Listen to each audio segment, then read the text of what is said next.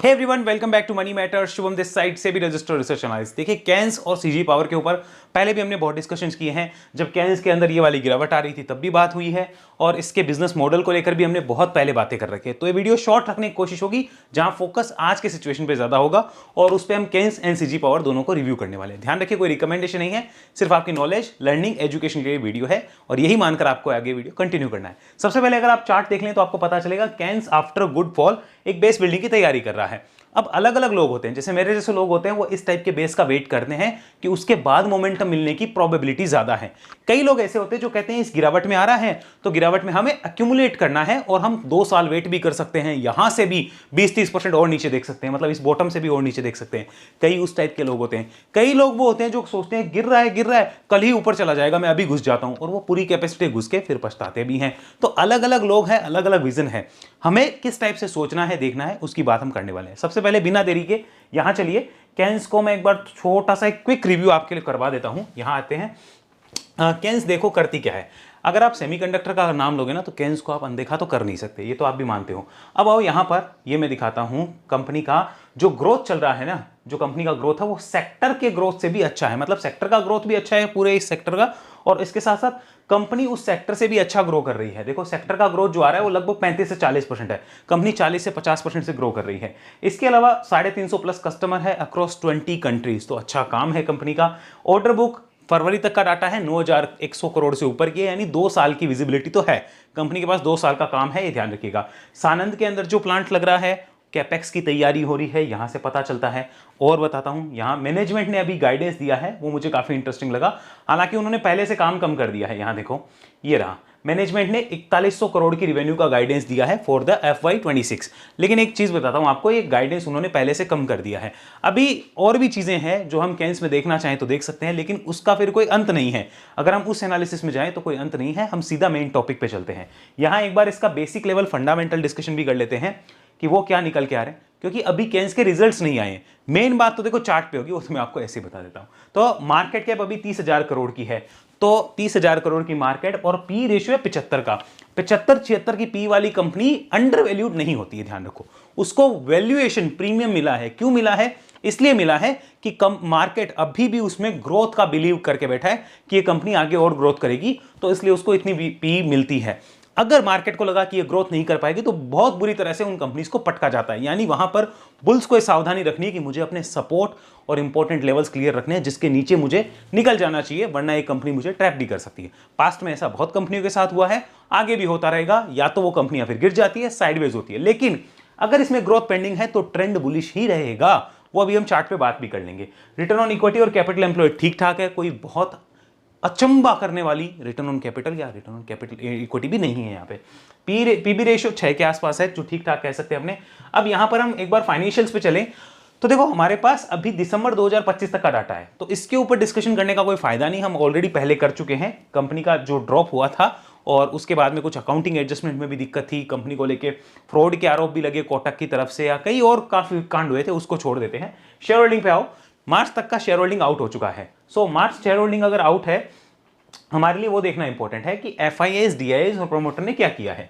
If I check here, तो FIIs ने यहां पर हल्का सा जो है वो माल बेचा है, DIIs ने भी माल बेचा है, प्रमोटर ने कुछ नहीं किया, पब्लिक ने खरीदा है, अदर्स में खरीदा, और अभी भी लगभग 3.25 लाख लोग, 3,75,000 से ज्यादा लोग इस कंपनी के शेयर होल्डर बने हुए हैं एज ऑफ 31 मार्च 2026। लेकिन एक इंटरेस्टिंग चीज है, FIIs और DIIs ने कुछ ना कुछ बेचा है।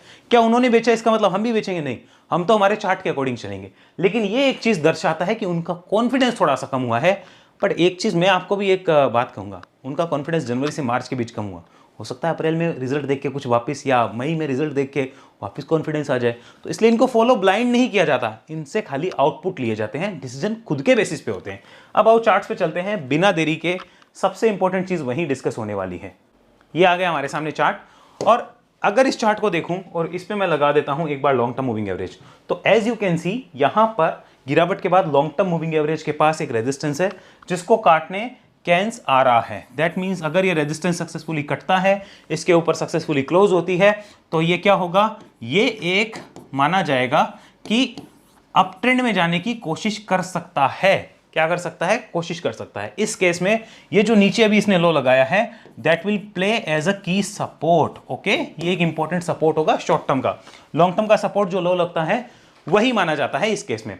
अब एक और चीज हम देखते हैं, यहीं पे एक बार वीकली चार्ट कन्वर्ट करते हैं और यहां पर देखो वीकली चार्ट पे kind of double bottom formation बनी है। एक नोट करो, हमने ये बात करी थी कि लगातार वीकली चार्ट पे रेड कैंडल है, जब यहां पर ग्रीन कैंडल बन जाएगी इस रेड कैंडल के हाई के ऊपर तो हम कह सकते हैं कि बॉटम आउट हो गया। ये बात हमने बहुत पहले करी थी पिछले वीडियो में। और आप देखोगे इस ग्रीन कैंडल क्या बनते ही, यानी रेड कैंडल के हाई के ऊपर जैसे ही ग्रीन कैंडल बनी, स्टॉक एक्चुअल में बॉटम आउट हो गया। वहां से एक रिस्की रिवर्सल स्विंग भी बना था जिसकी बात हमने पीछे करी, और वो बॉटम आज तक टूटा भी नहीं है, ये भी आपको नोट करना चाहिए। तो बॉटम मिल गया, इसका मतलब ये थोड़ी होता है कि ट्रेंड मिल गया। ट्रेंड अब मिलने के चांसेस है and this should play as a key support. Okay, इसका रोल की सपोर्ट रहेगा। अभी क्लोज आ जाएगी, मंडे को आएगी, इवन आई डोंट नो, मैं तो सिर्फ संभावनाओं पे बात कर रहा हूं, आपको देखना है, अपने फाइनेंशियल एडवाइस से पूछना है। आरएसआई के फ्रंट पे देखें तो ओवरसोल्ड जोन से वीकली चार्ट पे ये वापस से ठीक जोन में आई। दैट मींस यहां पर ये स्टॉक तो फ्लैट रहा, आरएसआई ऊपर जा रही थी, तो इनको हम कहते हैं आरएसआई डाइवर्जेंस। और डाइवर्जेंस के बाद अगर कोई स्ट्रॉन्ग रेजिस्टेंस का ब्रेकआउट हो तो वहां पर अप ट्रेंड की संभावनाएं बढ़ जाती है। गारंटी तो देखो है नहीं, संभावनाएं बढ़ जाती है। आइए इसको हटाते हैं, चलते हैं एक बार मंथली चार्ट पे। This is monthly chart. अब आप देखोगे तो आपको पता चलेगा कि ये वाला जो एक बेस बिल्डिंग था ना, मतलब ये 3 महीने का इसने काटा, ये 3 महीने का जो बेस था इस एक कैंडल ने काटा अप्रैल में। अप्रैल वाली को अगर काट के निकल रहे हैं तो मई वाला इंडिकेशन है कि यहां से और अप ट्रेंड की संभावना है। फिर इंपॉर्टेंट रेजिस्टेंस जो है चार्ट पे वो आपको देख लेना चाहिए। This will be the first, this is the second resistance. जो 2 रेजिस्टेंस को परेशान कर सकते हैं, सबसे ज्यादा ये परेशान करेगा क्योंकि ये पहले सपोर्ट भी बना हुआ था। तो कैंस को लेकर हमारा जो एनालिसिस है वो सिंपल निकल के आता है। मैं लिख भी देता हूं ताकि आपके लिए इजी रहेगा। चलिए यहां पे लिख लेते हैं, इजी रहेगा। हम सबसे पहले बात करते हैं एबीसी। ओके, जो कि कैंस को क्या कर रहा है, एक्यूमुलेट कर रहा है। ठीक है, वो पहले से उसको एक्यूमुलेट कर रहा है और उसके पास पड़ा भी होगा। तो वो क्या एबीसी अभी बेचेगा? Answer is no. एबीसी कहेगा मैं राइड करूंगा। एबीसी के पास 2 ऑप्शन है, शॉर्ट टर्म राइड में ये सपोर्ट होगा, लॉन्ग टर्म राइड में ये सपोर्ट होगा। अब एबीसी क्या करता है वो उसके ऊपर है। Another one is CDF. CDF कहता है मेरे को कोई मतलब नहीं एक्यूमुलेशन से, मेरे को मतलब है खाली ट्रेंड से। ओके, और ये कह रहा है मैं ट्रेंड को फॉलो करना चाहता हूं। तो क्या सीडीएफ यहां आएगा? यस, क्लोजिंग के बाद आएगा, या इसके ऊपर सस्टेन कर जाएगा ना प्राइस इस रेजिस्टेंस पे, तो वो सीडीएफ कहेगा यस आई एम कमिंग। तो यहां पर वो ट्रेंड को फॉलो करेगा। सीडीएफ इस सपोर्ट को अपना इंपॉर्टेंट सपोर्ट मानेगा और सीडीएफ हमेशा उसी के अकॉर्डिंग पोजीशन बनाएगा कि यहां से यहां कल को एक दिन में भी नीचे आ जाए तो I will not be worrying too much, तो उसको टेंशन नहीं होगी। अब आते हैं XYZ पे। ये अनदर कैटेगरी है जो कह रही है कि हम तो मौका मिलता है तो एक्यूमुलेशन कर लेते हैं और मौका मिलता है तो ट्रेंड के ऊपर चले जाते हैं। ये अलग कैटेगरी है। तो अभी की डेट में कैंस के ऊपर अगर बोला जाए कि एक स्टॉक जो 75 का पी रेशियो रखता है, ओके ठीक है, 75 के पी रेशियो वाली कंपनी जिसमें कि आगे ग्रोथ विजिबल है अभी तक के डाटा के अकॉर्डिंग, अगर उसको बीच में धक्का लगा तो XYZ क्या करेगा? XYZ बोलेगा ना तो मुझे इस कैटेगरी में जाना ना इसमें जाना। टाइम आने पे XYZ इस पे भले ही आ जाओ लेकिन वो इसमें नहीं जाएगा। तो अब हम कौन सी कैटेगरी के हमें डिसाइड करना है। मैं अपना बता देता हूँ, I am part of this category CDF। मैं इस कैटेगरी में रहता हूँ जहाँ पे ट्रेंड मिलता है उसको देखा जाता है। लेकिन एक और यहाँ पे कैश है कि ट्रेंड कितना बड़ा है ये भी देखना पड़ेगा या कंसोलिडेशन कितना बड़ा है। तो ये शुरुआत हुई थी दिसंबर में और यहाँ आ गया है अभी मई। ओके, लगभग 4 महीने का बेस है। तो 4 महीने का बेस क्या बहुत बड़ा बेस होता है? नहीं, 4 महीने का बेस छोटा होता है। 6 महीने, 8 महीने, 10 महीने के बेस बड़े बेस माने जाते हैं। तो एक छोटा बेस है, ये सपोर्ट इंपॉर्टेंट रहेगा। So that's the important zone for you, इसका आपको ध्यान रखना है। The only thing that could harm us that is this EMA line, ये लॉन्ग टर्म मूविंग एवरेज। ये अगर नीचे होता ना, अभी इस रेजिस्टेंस के नीचे होता फिर काटता तो ज्यादा मजा आता। थोड़ा सा ऊपर है तो थोड़ा सा कंसर्न वाली चीज हो सकती है। लेकिन इससे क्या आइडिया लगा, एक चीज सोच के देखो, एक इन्वेस्टर है जिसके पास कैंस पड़ा है, मतलब नीचे का एक्यूमुलेट किया हुआ है, क्या वो अब बेचेगा क्या? ये सोचो। इसका सबसे बड़ा फायदा ये है आज के इस वीडियो का, उसको समझ आ जाएगा कि मुझे क्या करना है। उसको इंपॉर्टेंट सपोर्ट मिल गया, उसका काम हो गया। क्लियर? तो कैंस के अंदर भले ही कुछ भी हो, एक ट्रेंड की संभावनाएं बनती हुई नजर आ रही है और ये एनालिसिस इनवैलिड हो जाएगी अगर ये इंपॉर्टेंट सपोर्ट जो है वो तोड़ दिया जाता है, तो सारी एनालिसिस इनवैलिड है, फिर कोई मतलब नहीं है। और इसका आपको ध्यान में रखना है तो रख सकते हो। अब CG पावर पे चलते हैं, इसको नोट करो। कैंस के बाद में नेक्स्ट CG पावर, यहाँ पे आइए एंड इसको मैं दिखाता हूँ। ये CG पावर अब इसको अगर देखेंगे तो यहां पे भी कहानी अलग है। यहां जो कैंस आगे कर सकता है सीजी पावर वो कर चुका है, मतलब यहां पे नीचे एक्यूमुलेशन वालों को ही इसने चांस दिया। क्या ट्रेंड वालों को कोई चांस दिया? खास चांस नहीं मिला। ट्रेंड वालों को यहां पर कुछ चांस मिला कि इस जो रेजिस्टेंस जोन के ऊपर आके देख सकते हो, देख लो इस जोन में तो ट्रेंड वालों को किसी को चांस नहीं मिला, मतलब मेरे जैसे लोगों को तो यहां चांस नहीं मिलेगा, लेकिन कोई एक्यूमुलेशन वाले हैं उनको यहां चांस मिलता है। अब आओ यहां पर, ये एक बड़े रेजिस्टेंस को काट रहा है। कौन सा रेजिस्टेंस है? अक्टूबर 2024 में क्रिएट हुआ था, ओके, और ये रेजिस्टेंस अब मई 2026 के पास आया है। अब इसके ऊपर जाने से पहले एक बार फंडामेंटल्स देख लेते हैं और इसकी भी जरा एक बार डिटेल कहानी समझ लेते हैं। तो उसके लिए यहां आइए, तो ये हमारे सामने सीजी पावर का डाटा चल रहा है, इसको समझना एक बार। सीजी पावर भी एक सेमीकंडक्टर के बिजनेस में जो है वो उतर चुकी है, स्ट्रेटेजिक एंट्री इनटू सेमीकंडक्टर। अब सीजी पावर जो है वो सेक्टर से कैसा ग्रोथ कर रही है, तो सेक्टर की जिस टाइप की ग्रोथ चल रही है, कंपनी की ग्रोथ उससे अच्छी ही चल रही है और बढ़िया कंपनी काम कर रही है। स्टैंड अलोन पैट जो है वो सर्ज हुआ है 39% से वाई ऑन वाई बेसिस, तो वो अच्छा माना जाएगा। ऑर्डर बुक को देखा जाए तो कंपनी की 61% ऑर्डर बुक बड़ी है। मैं इसको डिटेल में नहीं बता रहा, शॉर्ट में बता रहा हूं ताकि आपको समझ आ जाए। और 17,000 करोड़ की ऑर्डर बुक है एज पर द डाटा, और एक्सपेंशन का प्लान चल रहा है और सेमीकंडक्टर के अंदर भी कंपनी अच्छा कर रही है और ये भी सानंद के अंदर ही अपना कैपेक्स कर रही है। नेक्स्ट चलते हैं और यहां पर जो डाटा मिलेगा that would be management guidance, वो हमें देखना है एंड रीसेंट के रिजल्ट्स देखने हैं। तो अगर रीसेंट जो रैली आई है उसका रीजन है कि आपके पैट बढ़ गए थे और जो मार्केट के एस्टिमेट से उससे अच्छे आपके पैट आए थे। आगे ऑर्डर इनफ्लो कंपनी का देखो अच्छा हुआ था, ऑर्डर बुक में बहुत अच्छी ग्रोथ है 61% की, सो दैट्स वाई कंपनी के शेयर प्राइस में अच्छा जंप देखने को मिला है, नीचे से रिकवरी आई और साथ में यहां पर क्या है, कैपेक्स हो रहा है। अब आओ इसके ऊपर मैनेजमेंट क्या कर रहा है, तो मैनेजमेंट कह रहा है कि 20 से 25% रिवेन्यू ग्रोथ हो सकती है FY27 में, 20 से 25% की revenue growth.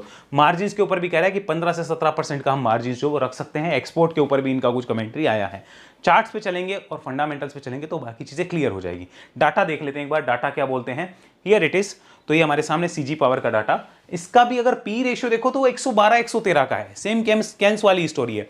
That means already आप प्रीमियम वैल्यूएशन पे हो, तो प्रीमियम वैल्यूएशन पे हो तो मार्केट आपसे एक्सपेक्टेशन बहुत अच्छी लेके चल रहा है, अगर वो पूरी नहीं हुई तो पिटाई हो जाएगी।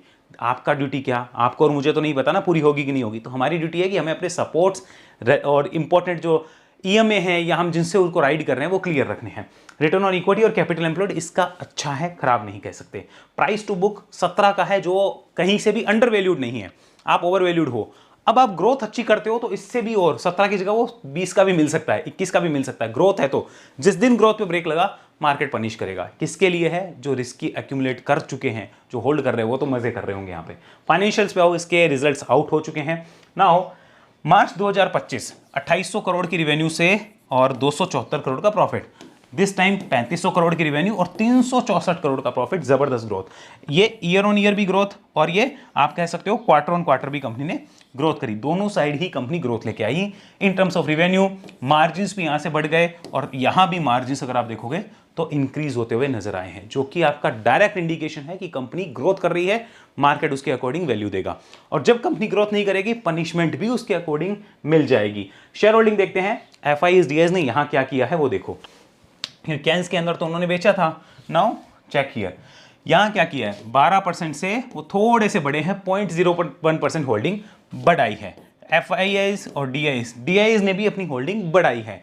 पब्लिक ने क्या करा है, पब्लिक ने घटाई है, अदर्स ने भी घटाई है और अभी 5,21,000 नंबर ऑफ शेयर होल्डर इस कंपनी के अंदर हैं एज ऑफ मार्च 2026, 31 मार्च तक का डाटा है। तो अब आप देख लो पब्लिक पॉपुलर स्टॉक है या नहीं, वो आप देखो। अब जरा चार्ट्स पे चलते हैं, एक्चुअल पिक्चर हमें वहीं मिलेगी। सो हियर इट इज, ये हमारे सामने चार्ट है, इसको नोट करते ही आपके काफ़ी चीज़ें जो है वो क्लियर हो जाएगी। कंपनी का वीकली चार्ट लगा लो, वीकली चार्ट पे क्या आ रहा है, it is also ready for a new breakout, तो एक नए ब्रेकआउट की तैयारियां ये भी करता हुआ नजर आ रहा है। दैट मीन्स नए ब्रेकआउट का मतलब क्या होता है कि ट्रेंड क्या है, the answer is trend is bullish. Trend bullish है, लेकिन ट्रेंड बुलिश है तो क्या हमेशा बुलिश रहेगा? नहीं, वो इन सपोर्ट्स के नीचे शॉर्ट टर्म का जो ट्रेंड है वो खराब हो जाएगा। यही सपोर्ट क्यों, यही देखो पहले रेजिस्टेंस बने हुए थे ना, ये वाला जोन लगभग ये वाला जोन है, तो इसको हम ये वाला जोन डिक्लेयर कर सकते हैं लगभग। ये इंपॉर्टेंट सपोर्ट है शॉर्ट टर्म का ना। तो लॉन्ग टर्म का सपोर्ट क्या है, लॉन्ग टर्म का फिलहाल इसमें है नहीं, लॉन्ग टर्म का बहुत दूर है, उसको बताने का फायदा नहीं है। तो शॉर्ट टर्म का सपोर्ट ये है। अब आओ दूसरी बात करते हैं, ट्रेंड अच्छा है तो यहां पर क्या हम बात करते हैं ABC प्लेयर की, जो क्या करते हैं, एक्यूमुलेट करते हैं। क्या वो बेचेंगे? Answer is no. ABC क्या कर रहे हैं यहाँ पे, ABC कर रहे हैं होल्ड करेंगे क्योंकि वो एक्यूमुलेटर हैं। CDF कह रहा है मानो कई CDF होंगे जो यहां से इसको ले चुके होंगे एक्चुअल में। क्यों? क्योंकि यहां से नए ट्रेंड की शुरुआत नजर थी, विजिबल हो रही थी ऐसे, ठीक है, वो ले चुके होंगे। क्या वो बेचेंगे? नहीं, नए CDF भी तो आएंगे जो ट्रेंड को फॉलो करते हैं। यस, नए ट्रेंड राइडर्स भी आएंगे।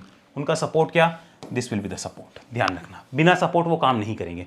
हाँ, खाली ऐसे लगना है 5 साल 10 साल के लिए मैं ले रहा हूं, मुझे कुछ नहीं करना, कहानी अलग है, फिर कोई मतलब नहीं है लेवल्स का। ठीक है, नेक्स्ट चलते हैं XYZ। ये कौन लोग हैं? ये वो लोग हैं जो आप इस कैटेगरी में ऐसा समझ लो कि वो कह रहे हैं कि 116 का पी रेशियो है। ओके, 116 के पी रेशियो वाली कंपनी है और हम इसको, ये थर्ड कैटेगरी है, हम इसको 5 साल रखना चाहते हैं।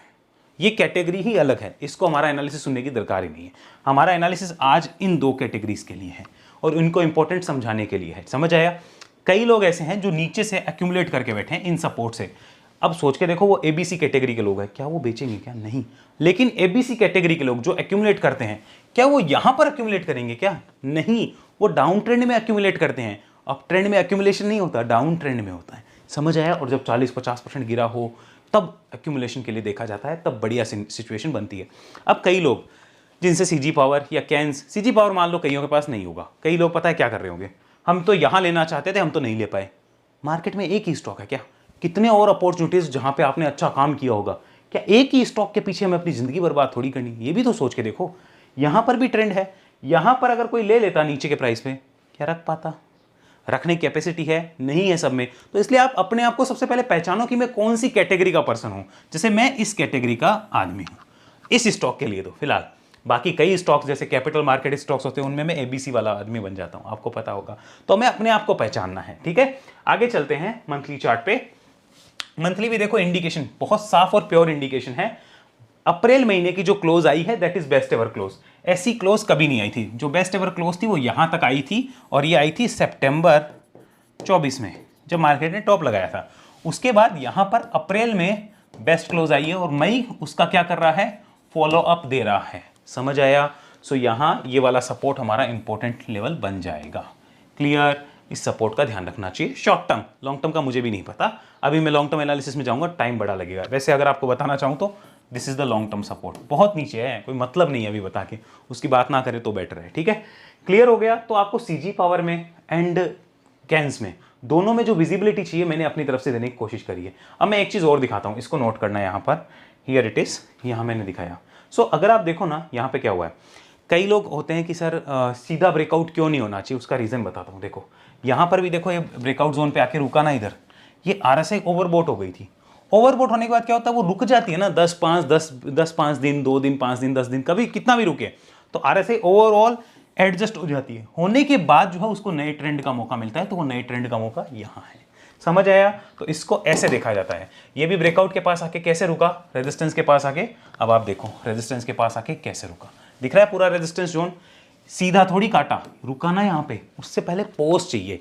पॉज का मतलब ये होता है कि कुछ वीक हैंड्स निकल गए हैं, और पॉज नहीं होने का मतलब होता है कि वीकेंड्स कभी भी निकल सकते हैं। तो अभी वीकेंड्स निकले हुए हैं, ट्रेंड अच्छा है, लेकिन सपोर्ट का ध्यान रखना है। सो आई होप आपको कैंस एंड CG पावर के ऊपर जो विजिबिलिटी चाहिए मैंने देने की कोशिश करी है। दोनों को आप अपने अकॉर्डिंग एनालिसिस के लिए देखिए और समझिए चीजों को। लेकिन एक चीज मैं जरूर कहूंगा, मार्केट में खाली ये 2 ही कंपनियां नहीं हैं। कई लोग रिटेलर ऐसे क्रेजी हैं इन स्टॉक्स के लिए, उनको लगता है कि इन 2 के अलावा कुछ है ही नहीं, इनमें मिस हो गए तो पूरा जीवन ही मिस हो गया। ऐसा कुछ नहीं है, बहुत सी कंपनियां हैं, बहुत अच्छा काम हो रहा है।